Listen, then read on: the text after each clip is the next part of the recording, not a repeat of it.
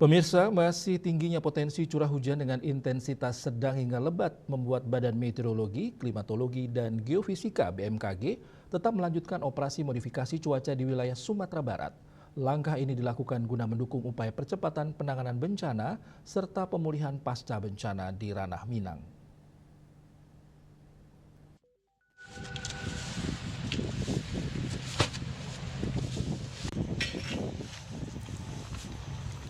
Badan Meteorologi, Klimatologi, dan Geofisika (BMKG) tetap melanjutkan operasi modifikasi cuaca di wilayah Sumatera Barat, meski saat ini provinsi itu telah masuk tahap pemulihan dampak bencana alam yang terjadi pada akhir November 2025.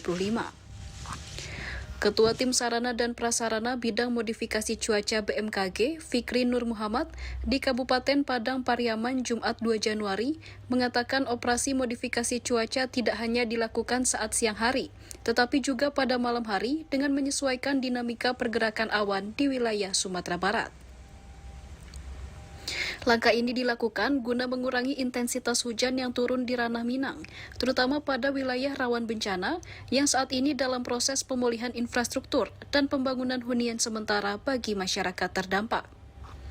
Terlebih, hujan intensitas sedang hingga lebat diprediksi masih akan terjadi hingga akhir Januari 2026, sehingga dikhawatirkan tidak saja menimbulkan bencana alam susulan, tetapi juga mengganggu proses pemulihan pasca bencana di ranah Minang. Untuk melaksanakan operasi modifikasi cuaca yang ada di Sumatera Barat, kita 24 jam, yang kita mulai dari jam 4 pagi sampai jam 12 malam.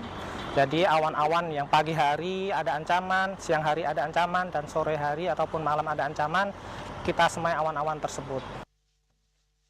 Fikri menambahkan, pada modifikasi cuaca yang telah dimulai sejak 29 November 2025, BNPB mengerahkan 2 unit pesawat jenis Cessna Caravan dan 1 unit pesawat jenis Trans. Masing-masing pesawat bisa mengangkat 1 ton garam semai jenis NaCl.